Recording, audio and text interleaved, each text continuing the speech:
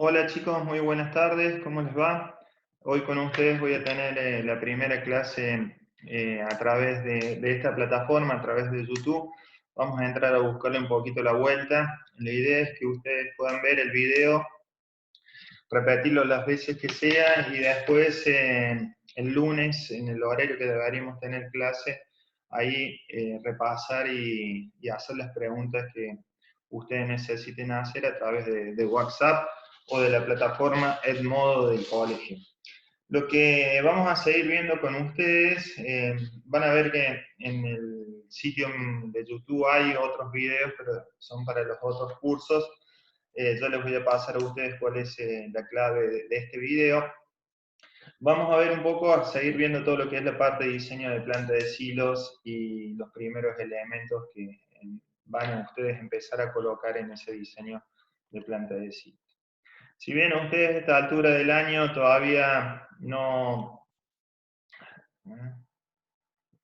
están manejando del todo bien AutoCAD, pero la idea es que lo puedan manejar correctamente. Eso, ustedes van a tener una clase con el ingeniero sobre AutoCAD, pero lo que ustedes puedan ir aprendiendo en forma particular es muy interesante que lo puedan llegar a hacer, ¿no? Volviendo a todo lo que es el diseño de planta de silos, ustedes en las presentaciones de PowerPoint ya estuvimos hablando de todo lo que es la parte de descarga, cómo funcionan las plataformas hidráulicas, las capacidades de las mismas, las capacidades de la rejilla, modo de extracción de las rejillas, roscas tubulares, les he pasado también, o está en el libro, la forma de calcular las capacidades de cada una de las roscas, la parte de prelimpieza que ya hablamos, las norias también, por supuesto en las norias que está en el libro, cuáles son los elementos de seguridad y demás. En la parte de prelimpieza estuvimos también hablando de la cantidad de impurezas que vamos a sacar o lo que es recomendable sacar en la prelimpieza, o al menos lo que yo les recomiendo cómo trabajar en la prelimpieza, y después vamos a empezar a ver el porcentaje de impurezas que le sacamos a ese 100% de trigo en la limpieza.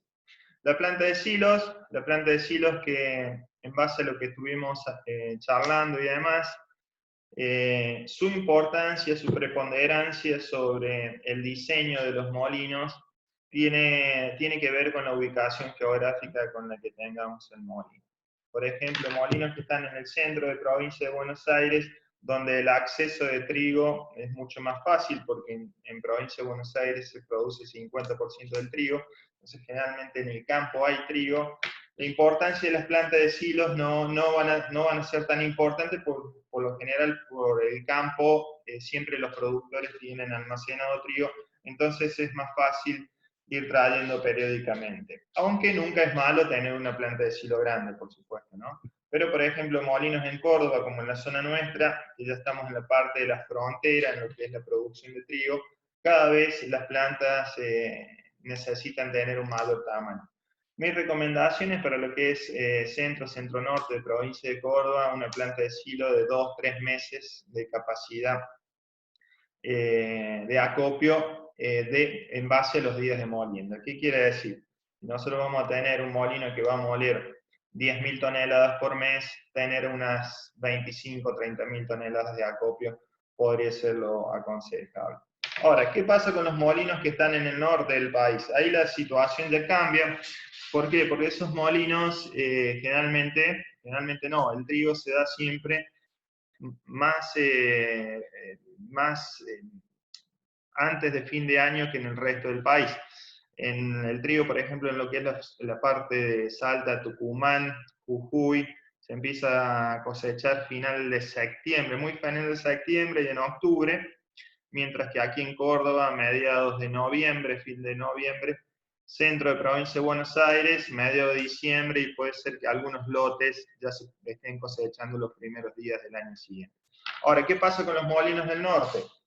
Esos molinos del norte, como su trigo va a estar primero que el resto del país, más allá de que son producciones más pequeñas, van a tener más competencia, van a tener más competencia esos molinos a la hora de comprar el trigo, porque los molinos que están más en el sur van a tratar de comprar ese trigo. Entonces, la importancia de las plantas de silo, de los molinos que están en el norte, es mucho más alta todavía, y bueno, yo les diría que por lo menos una planta de acopio de 4, 5, 6 meses podría ser algo recomendable, ¿no?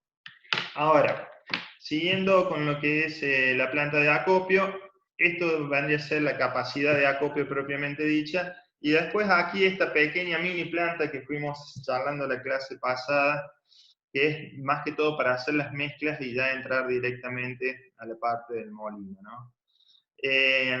Recomendación mía, por lo menos no, de tener 4 silos. Hay molinos que tienen uno solo, hay molinos que tienen 2, hay molinos que tienen 3 y hay molinos que tienen más de 3.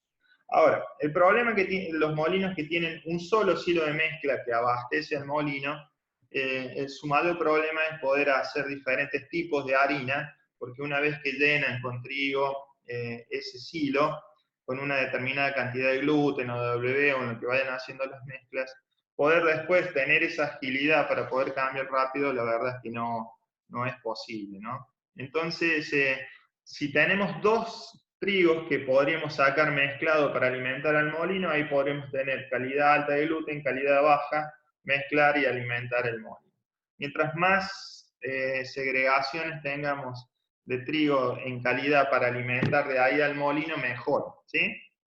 ¿Por qué? Porque vamos a poder tener las mezclas cada vez un poquito más controladas.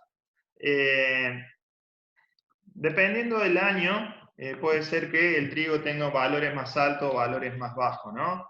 Hay años que el trigo realmente vale mucho, hay años en que vale menos, y hay años en que el gluten, ¿sí? Cuando escasean trigos de alto gluten, los trigos que tienen alto gluten tienen un valor mayor, ¿sí? Entonces, poder hacer correctamente esa segregación de trigos para poder mezclarla y poder enviarla al molino de la forma mejor calibrada posible para no desperdiciar los trigos de alto gluten, trae como beneficio un retorno económico, ¿no? Bueno, en esa planta, ya en esta planta, ustedes van a ver que generalmente son silos de un tamaño mucho menor que lo que es la planta de almacenamiento. Mi recomendación es que esos silos tengan la capacidad de trigo igual a la capacidad de molienda del molino. ¿Qué quiere decir? Si su molino va a ser de 300 toneladas, tener 3, 4 silos de 300 toneladas para sacar como mezcla y de ahí enviar a producción, ¿sí? Ahora, como esos silos van a ser pequeños, o no tanto, pero bueno, dentro de todo bastante pequeños, mi recomendación siempre háganlo con conos elevados, ¿sí? ¿Para qué con conos elevados? Para poder trabajar mejor en la parte de regulación de mezclas. Ahora, como de esos hilos vamos a empezar a sacar trigo para alimentar al molino, tenemos que evitar algo que se llama grading, ¿sí? Que el grading en los depósitos es el desmezcle de trigo. Y acá se lo voy a explicar mejor con otro dibujo.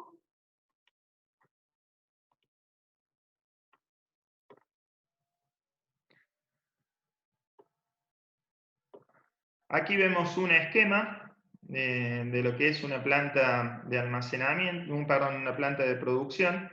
Ustedes van a ver que aquí por ejemplo, hay silos de trigo. En este caso ya son los silos de trigo de descanso, o no. Aquí por lo que muestra la figura, estos podrían ser silos de mezcla y estos los silos de descanso. Ahora, si ustedes se fijan aquí, en la parte de abajo, los silos no tienen una salida, una única salida, ¿no? Y ahí lo que se ven son salidas múltiples. ¿Qué quiere decir? Que de este silo, por ejemplo, que le estoy mostrando aquí, en lugar de tener una sola salida, por lo menos aquí se ven 3, ¿sí? Ahora, ¿cuál es el motivo? ¿Para qué tenemos esos hilos con más salidas, no? Y aquí les estoy mostrando 2 imágenes. ¿Qué sucede cuando tiramos trigo dentro de un silo? El trigo, por lo general, puede llegar a tener un peso específico de 780 kilos por cada metro cúbico. Ahora, ese trigo no es 100% uniforme en ese peso específico, sino que hay granos más grandes, con mayor peso específico, granos más pequeños, granos más chuzos con un peso específico bajo. ¿Qué sucede cuando tiramos trigo dentro de un silo?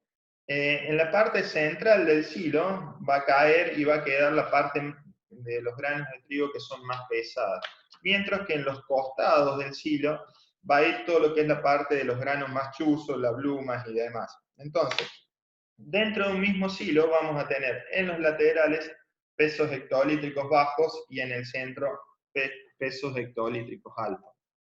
¿Qué sucede cuando empezamos a descargar ese silo?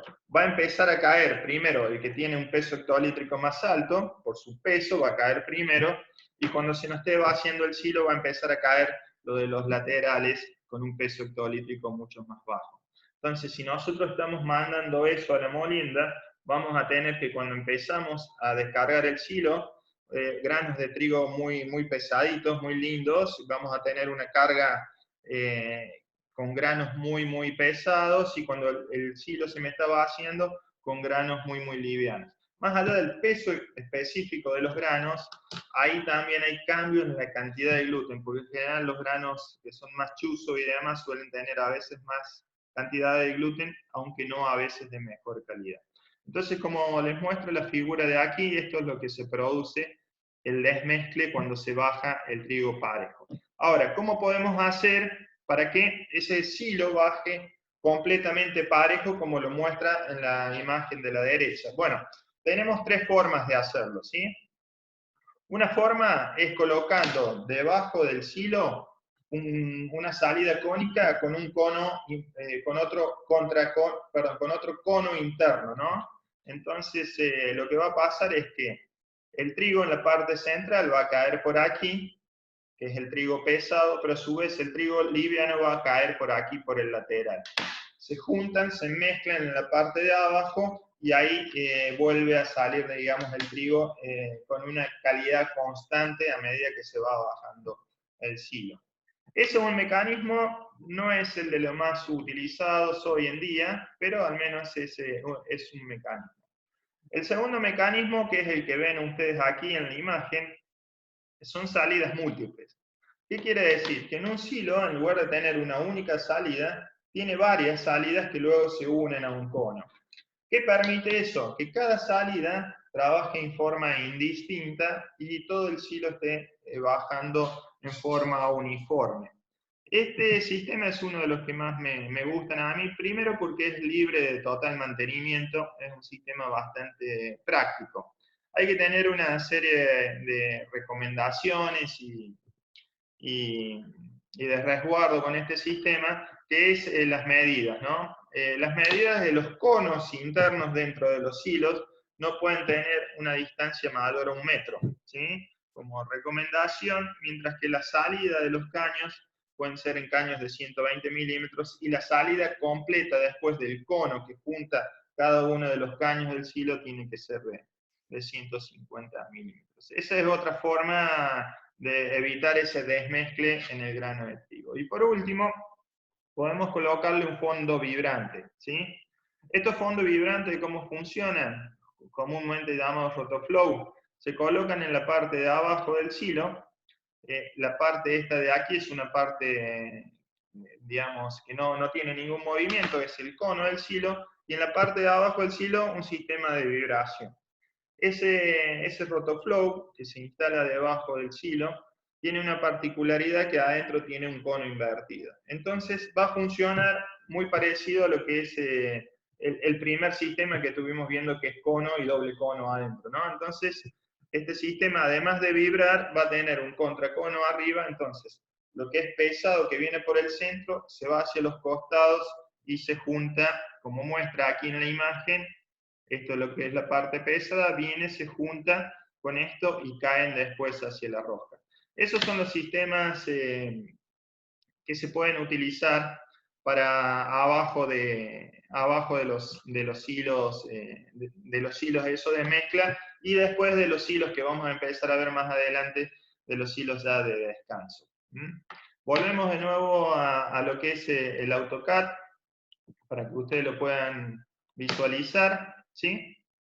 Lo que tenemos aquí es toda esta parte, ¿no? Estuvimos viendo los hilos Los hilos de mezcla, acuérdense que lo que significan estos puntitos redonditos arriba y abajo son los sistemas, son sensores de llenado y de vaciado de los hilos.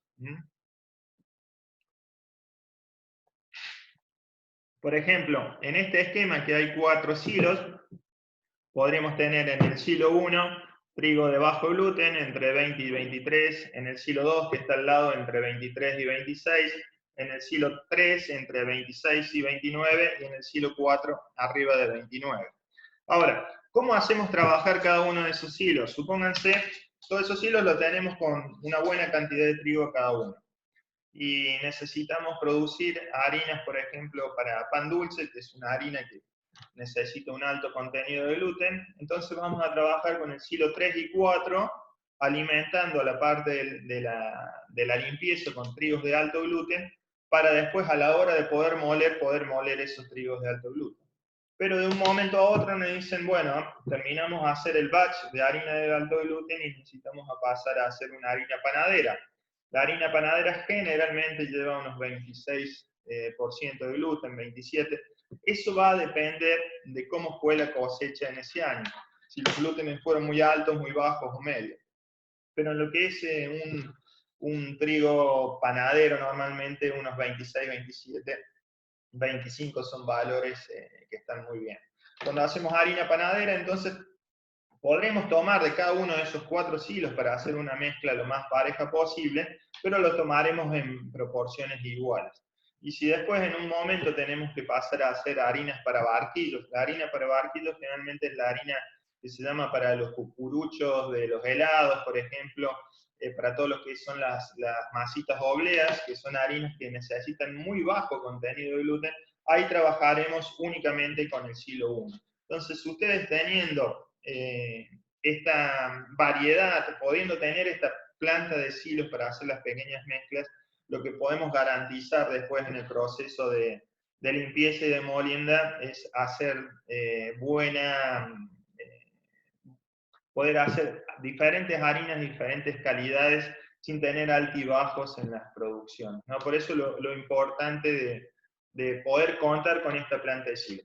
Si por un tema de inversión no se puede hacer y solamente pueden hacer un silo, está bien, está perfecto. Lo que yo les recomiendo es dejen el espacio para agregar 2 o 3 silos más, entonces de esa forma después, a medida que tienen capacidad de inversión lo pueden hacer, pero al menos ya el espacio se les ha quedado, digamos, ese espacio.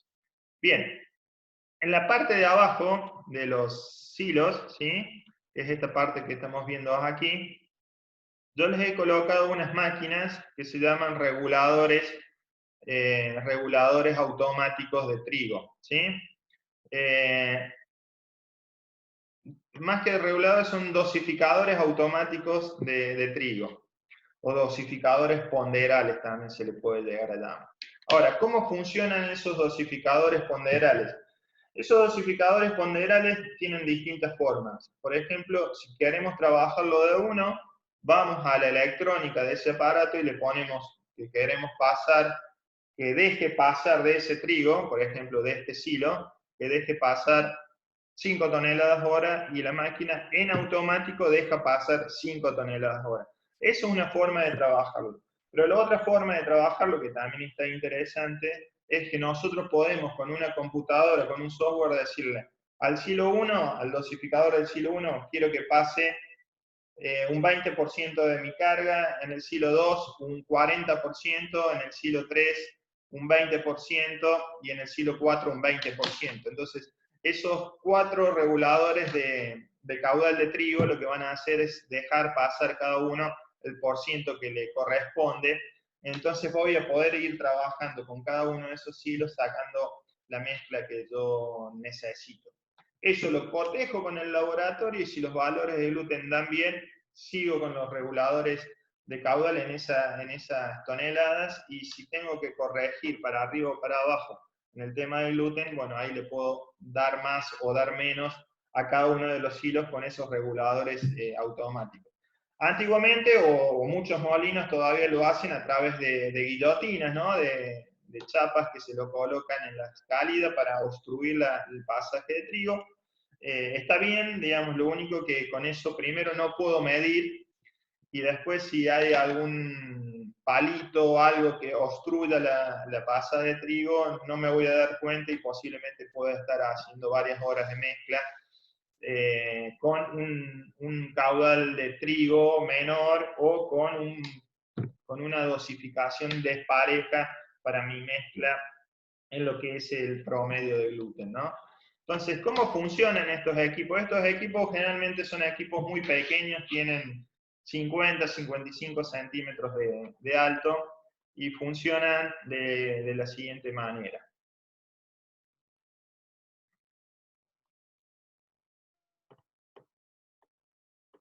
Aquí hay un dibujo de uno de ellos, ¿sí? Aquí arriba están los hilos y aquí abajo me está entregando hacia algún equipo. Aquí está la parte de la electrónica que les comentaba, ahí es donde yo puedo programar lo que quiero que pase de trigo por ese pasaje, y aquí abajo, adentro tiene todo lo que es la regulación. ¿Cómo es el esquema? El esquema es de la siguiente forma. Esta es la imagen del esquema, ¿no? El trigo es alimentado de aquí por un silo, siempre tiene que tener un buen reservorio de trigo en la parte de arriba. Si nosotros no tenemos trigo, la cantidad de trigo completa de la parte de la tolva de arriba, no vamos a poder dosificar correctamente. El equipo adentro tiene una placa de choque, que es esta la que ven ustedes en la figura número 3. Esa placa de choque está conectada a una celda de carga, entonces el trigo choca, ejerce una cierta presión sobre esta placa, y esa presión es transformada por un sistema electrónico con una celda de cargas a valores, y una vez que podemos medir esos valores, ahí podemos ver si estamos dosificando bien o mal. La electrónica lo que hace es, el molinero me programó para que yo pase 3 toneladas hora, mi electrónica me está diciendo que estoy pasando 3.1, entonces lo que tengo que hacer es cerrar un poco ese paso, y a través de un sistema neumático comanda a la plaqueta número 2 para que en ese caso cierre, si es que estoy dosificando de más. Y así se autorregula. El tema de estos dosificadores, la precisión no es extremadamente alta, pueden llegar a tener un rango de error de un 1, un 1,5%, ¿sí? Entonces, por lo general no se utilizan como balanza de primera rotura, pero son muy buenos elementos para todo lo que es el sistema de mezclas de trigo. Bueno, chicos, esto es la clase, la primera clase grabada que les dejo.